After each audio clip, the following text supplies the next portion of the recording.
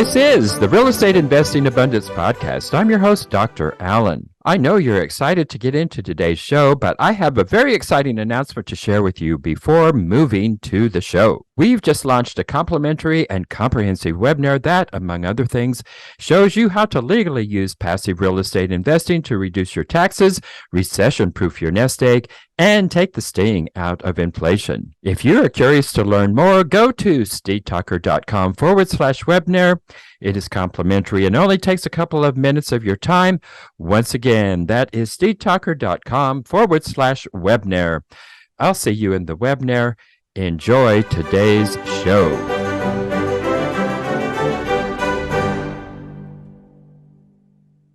Hello, enlightened investors, and welcome back to Real Estate Investing Abundance. I'm your host, Dr. Allen, and so glad you can be with us today. We are going to take a journey in entrepreneurship, startups, and real estate investing. With us today is Litan Yahav, and he knows how to turn diamond tech into passive real estate investments. Litan is a Navy veteran and tech founder. He exited his last startup 8 years ago and became a passive real estate investor, mainly in syndications and other alternative investments. He has invested in over 30 deals over the last several years. He ended up building a new startup for planning and controlling our wealth and the wealth of others. The company is called Vyzer. So, Litan, take us into the show and share a memorable experience that may have shaped who you are today. Thanks, Alan. I'm super excited to be here. Thanks for having me on the show. So it's really hard to pinpoint one specific experience on sort of my life, but I'd say that if I have to choose a series of experience, I think growing up, my parents have always given me the feeling that anything that I think I can do or anything I put my mind to, I'll be able to achieve. And that sort of gave me the confidence that limits or boundaries are meant to be broken. And if there's a thing or something I want to try and solve, then I should go all in and try and solve it. And so that's like a mentality that I've had most of my life, of seeing opportunities, and even when odds are against it, trying to seize it in a sense. So I hope that makes sense, if that's not too sort of basic, but. Well, it seems like it was a good skill that certainly your parents instilled in you, and obviously it has served you well, and certainly seeing opportunities and then being able to ask the right questions to really see if this is an appropriate opportunity, and then deciding that it is, and then actually solving the dilemmas that are always going to be there to bring those into play is certainly a valuable skill to have. Well, Litan, just give us kind of a brief history on your startup expeditions. You've had several different ones. The last one you exited was about 8 years ago. So just give us a brief history on your journey there. Yeah. So first of all, I live in Israel, right? And so that's also an important aspect of my life. And when you finish high school in Israel, you get drafted to mandatory military service. And so during that period between high school and the military, I had a bunch of ideas of stuff I wanted to build, and taught myself a little coding, a little HTML, and built a software to help people recommend to others about professionals, service providers for plumbers and stuff like that. And it was a complete disaster. So I learned a lot from that. And then got drafted. I was in the Navy for 6 years, and during the Navy, there's a lot of out of the box thinking and achieving things with little. And so that was, over the course of those 6 years, both from a leadership perspective and from an entrepreneurial, I think there were a lot of aspects throughout that journey. And then after that, during my studies in college and working as a sailing instructor, founded another business with my girlfriend, who's currently my wife, and her sister, which was a tutoring school, it went well, but we face other issues, which are building a business with family, which I'll never do again.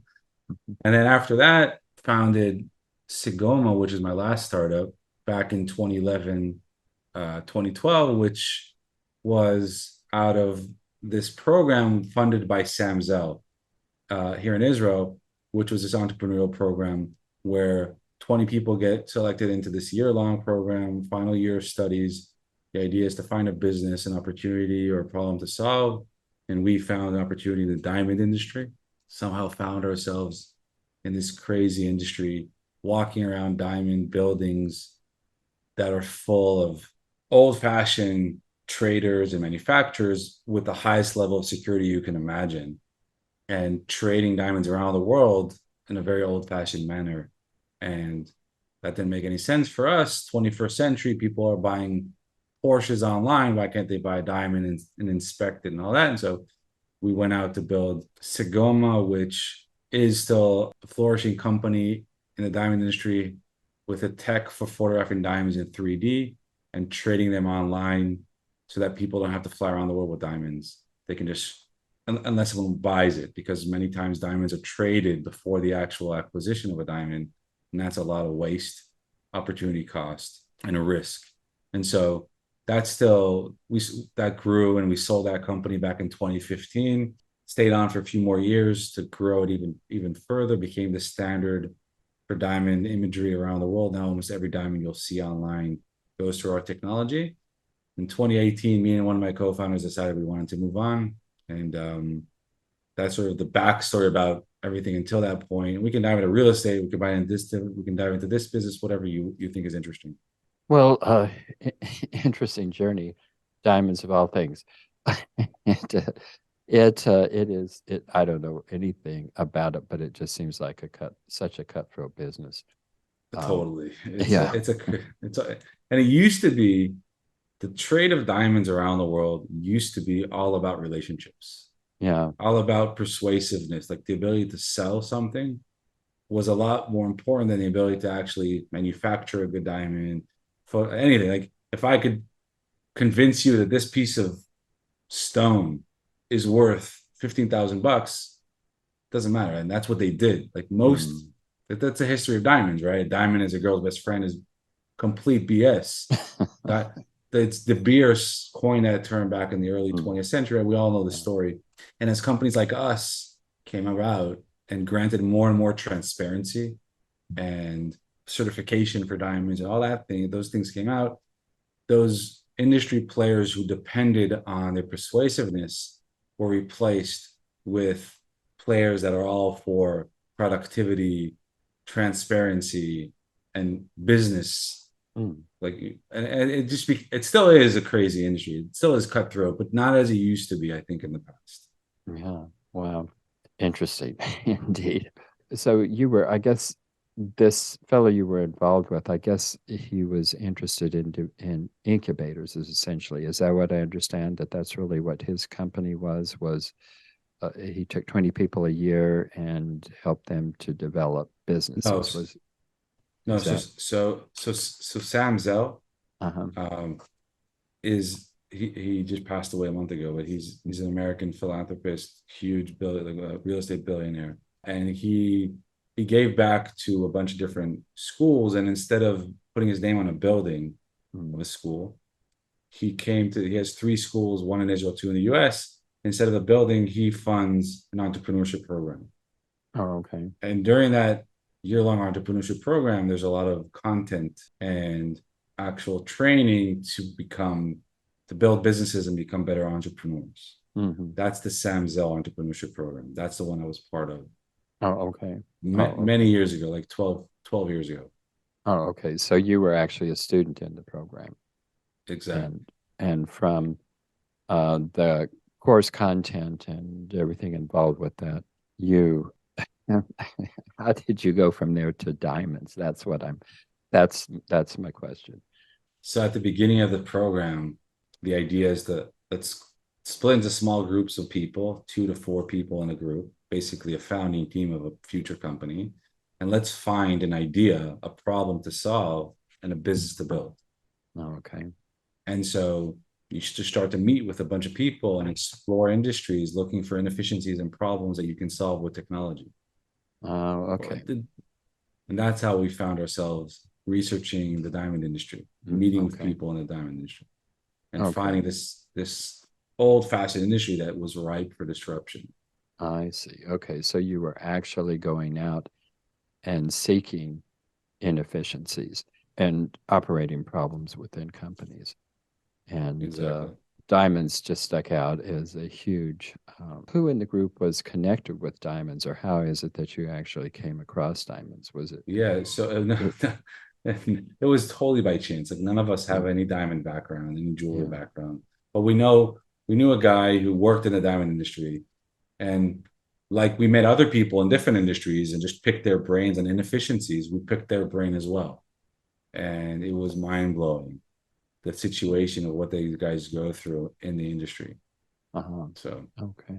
and to be honest, I think the fact that we did not have a background in the industry gave us the added value of not be confined to Mhm. what they're used to doing. Right? We speak with diamond dealers when we were validating this idea, and they tell us, "Yeah, I want to smell the diamond." Like, Mhm. what the hell does that even mean? How do you, what, there's no smell to a diamond. It's just like, yeah, but I want to feel it. I want to see the life. And so these are people that are used to that, old fashioned type of trading and definitions. But the cool thing is their kids were born with iPhones and their Mhm. kids are looking for ways, and it's a family business. And so their kids are looking for ways to make it more efficient. Yeah, I suspect it was a benefit not being in the business because no matter what we're into, we just have this tendency to put on blinders and just keep doing what we've done over and over and over again, whether or not it's efficient or not. So, yeah, that probably was a good thing that you weren't involved in that. Well, from that, you successfully sold that company and turned your eye to real estate investing. Why would you do that? So you get a windfall event, right? And you encounter some cash, some capital that you're not used to having, and then it's all right, what do we do now? And you get bombarded by a bunch of people Mhm. offering either products or services to manage your money. And we didn't make enough for it made sense to have a family office, but we made enough to, for people to reach out to us and want our money. And we said at that point, well, let's just meet with a bunch of other people like us who have encountered some wealth, and what do they do with it? And you start to speak with people, especially here in Israel. Every second person in Israel invests in real estate abroad as passive investors with people they know and friends they trust. And so that was a rabbit hole we just dove into because it seemed like it was a lot more interesting for us than to dive in to try to understand the stock markets. And we Mhm. never really believed that we're going to be able to outperform any index or any Mhm. stock pick that we choose. And so we decided that we'll put money in the public markets, but not touch it, just like regular managed account, not interesting, and not so the potential to drive enough yield or returns. But we'll take a larger chunk and start Mhm. to deploy it with people we trust who do real estate abroad. Mhm. And we started to do that initially with two single family homes in the US that we bought remotely that were supposed to be these turnkey products with a local property manager.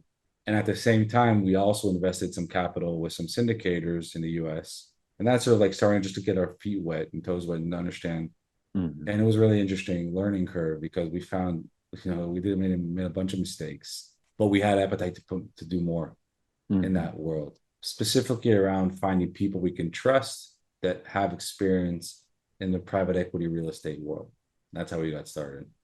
Enlightened investors, if you haven't done so already, be sure and click that like button and also click that share so others can take advantage of the content. And finally, be sure to subscribe so you don't miss a single one of our upcoming episodes. You said you made a bunch of mistakes, and we can all learn from mistakes. I think that's some of our best teachers. And unfortunately, oftentimes we have to learn from our own mistakes. But help us out here and tell us what were some of your major mistakes that we could avoid. So there are a lot of things that are really like personal types of mistakes because each of us have objectives, goals, criteria specific around investing that we even don't know to ask the questions as to how we want to do it. And we didn't ask those questions. That was a mistake because we found out that we want to be passive, but we also want to generate, we're willing to take risks and looking for high returns. And so that equation of being passive while looking for high risk reward or relatively high risk reward, but more higher on the passive level, sort of focused us on deals we should have done and deals we shouldn't have done. So, for example, we bought those 2 single family homes in the States, and the amount of work, even though we weren't there, and even though we had a property manager, it still turned out to be more work than we were set out to, and the returns were lower than we expected. And then at the same time, these LP investments, these passive investments in syndications as only a capital provider without doing anything, were just like completely passive and zero work. The effort there was just finding people we can trust, good operators. And so that was like one of our first mistakes, like not asking the question as to what is our investing strategy? What are we looking for? How do we want to allocate this wealth? And that was like the first mistake. We only got rid of these single family homes like a year ago. And this is like eight years ago when we bought them. So it took us time because these were bad. And also probably were unlucky with bad deals, or we didn't look good enough into these properties because they were just like, issue after issue, and tenants and evictions and municipalities reaching out and telling us to take this tree down, fix this pavement, just like a lot of work. And I'm sure that other people who have larger operations or really that's what they do, single family homes, like it's fine. Just like the passiveness versus activeness is totally different. There's that. And then there's, other questions that we should have asked, which we didn't when looking at GPs or syndications. And that's more around, all right, like what are you? What's your job? What's your position in this deal? Like, then we learned that there are multiple types of players involved in these syndications. There's a capital raiser sometimes, there's the operator, there's a property management company, there might be a co-GP, someone else who raises money for them from inside. So there are different types of people within this thing that's called a syndication, which we weren't even aware of. And I'm not saying this is a mistake or not a mistake, but this is sort of, we should have asked the correct questions and known that, well, this person we're investing with, he's a capital raiser and that's fine, but we already have enough access to the operators, which are the people that are the asset manager, the feet on the ground. We should just reach out to them because we have already enough experience. We already have access to enough deals. We can just go to the operator. And, also the red flags that come up, like if you talk with the capital raiser who won't tell you who the operator is, that for us is a red flag, because that means but your value as a capital raiser is vetting a deal, bringing in good operators, getting good terms. Like that's what a capital raiser is for. That's the value a capital raiser brings. That's worth, investing with a capital raiser. But if they're not even willing to tell me who the operator is because they're afraid I'm going to go directly to the operator, then what value does that capital raiser bring to me? If they're just like not telling me who the person is. Are there capital raisers that have done that to you? Yes, there are. Really? Yeah. They didn't. Yeah.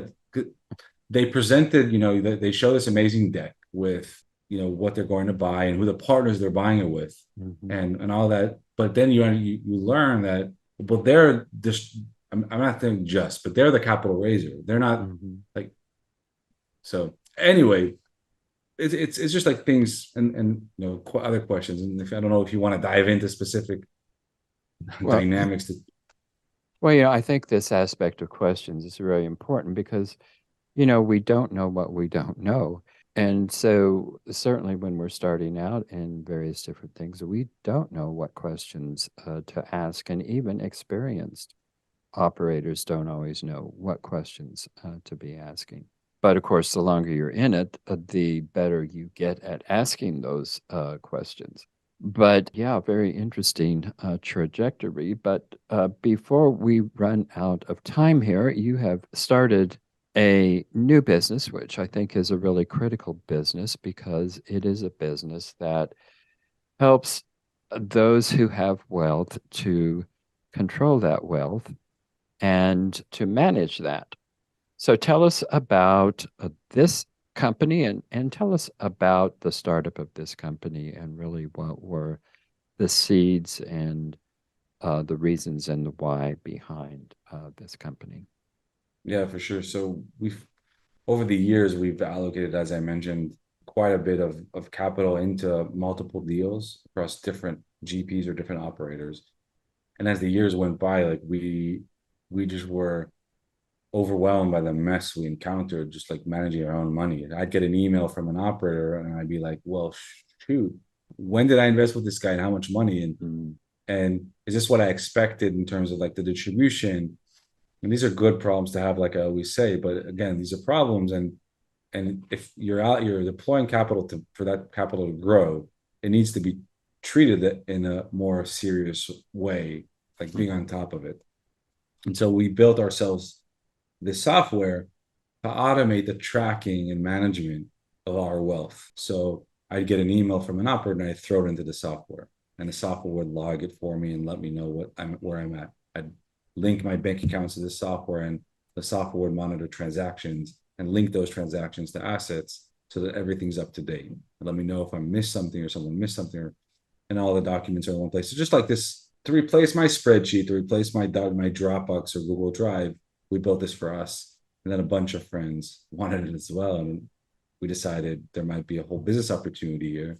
Spoke with a lot of people like us abroad in the US and Europe, found that there was nothing like this that solved the problem. And we decided to build a new startup, and that's what we did. Founded Vyzer 2.5 years ago, raised capital, and built our product for ourselves, only a lot more robust, more broad, answering more holistic needs, focused on just like helping people to streamline all of their wealth into one place, having that one source of truth. So that's like the backstory for Vyzer. And it's been amazing because, we talk with a bunch of our customers, and we see how they transition from heavy lifting of managing their stuff to just being passive. And our objective is to keep passive investing passive. Yeah. So. Yeah, and and once you get into multiple deals like that, it isn't passive. Yeah, it sounds like it sounds like a really high demand product, and you're the only one that I know of that has developed that type of software. But is it specifically for real estate investors, or does it have a broader application? No, so it manages everything. So you can track any type of asset or liability in Vyzer. So it can be a brokerage account, your 401k, your, if you have gold or a car or a boat, if you have startup investments or crypto investments, it tracks and manages and projects everything. We like to call it a type of like virtual family office. So you just like link and throw in everything into the platform, and it creates order out of a mess and gives you insights into things you should be up to date with across the board. It sounds like this would be in high demand with family offices. Is it, or have you broken into that aspect? It sounds like family offices are definitely a target for a software like this. We're in touch with a lot of family offices. And there's a big but here, because family offices are professional financial managers. Me, a personal investor, I'm not a professional financial person. And so the requirements from a piece of software for someone like me is different than the requirements from someone who's managing a family office, right? The ability for them to slice and dice the data, the formulas, and high level financial terminology is stuff they really need, where I don't even want it. That's like, for me, that's a lot of noise. I want bottom line mostly. I want to understand in layman terms where I'm at, where I'm going to be, what's missing, what should I do, as opposed to a family office who needs it in different types of terms, because they need to be the agent for the wealth owner, and they need to be able to present that to them. And so they're definitely a potential customer, and we're building out other functionalities for them, but it's not a clean cut same product. Well, I know many people in our audience are going to want to know how they can investigate this further. So how can they get in touch with you to do that? Yeah, so our website is Vyzer, VYZER.co. So it's not intuitive, but it is the name of the company. So VYZER.co. And you can reach out to me, Litan, Litan Advisor, or Facebook, LinkedIn, Twitter. I'm pretty active and responsive and happy to definitely speak with other LP investors and pick brains and find good opportunities, and definitely also help with any questions around Vyzer. Well, excellent. And that information is in our show notes. Litan, one last question. What was your most challenging and difficult setback in life? And how did you come through that? And what did you learn from that? That's a deep question. I have a deep personal answer that I'm happy to share. So there's something that not many people talk about, and this is on a personal note. This is not an investment, but it does reflect on everything in life. Certainly. So after I got married, we tried to bring kids and get pregnant, and found out that it's a lot more difficult than it seems, and went through years of IVFs and other types of issues throughout my wife's pregnancies that we had to deal with over 4 years. And then we were blessed to have our first son, and the second one came by mistake, which is like playbook. So I think that was a huge, huge punch in the face in my life. I think the biggest in my life. It was like one of those situations you're totally unprepared for. You don't even think that's going to be an issue. And then what it is, you have to deal with it. And I think it's like one of those things that puts your life in perspective. Everything you're dealing with means nothing compared to what really matters in life, and that's family.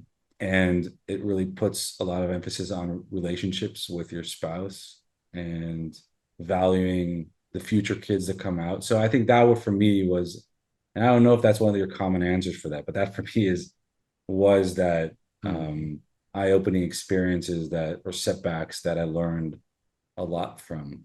So I hope that wasn't too personal, but that's sort of like I'm an open guy. Well, I appreciate that. Many of us are afraid to get into the personal, but personal is always going to bleed into the business, and so I appreciate you sharing that, and it provides insights for all of us. So, Litan, thank you so much for being with us today. Wonderful conversation. Thanks for being on the show. Thank you so much for having me, Alan.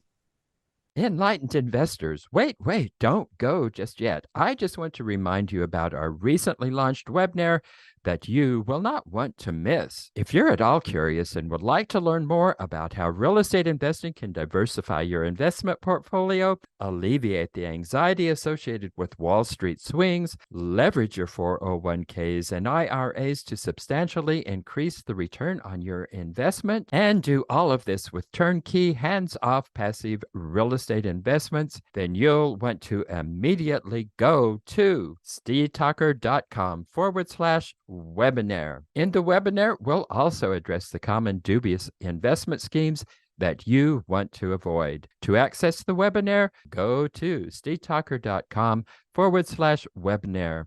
I look forward to seeing you in the webinar. Thank you for tuning in to Real Estate Investing Abundance, brought to you by Steed Talker Capital, a company working for passionate professionals like you to develop financial independence built on solid, passive real estate investments.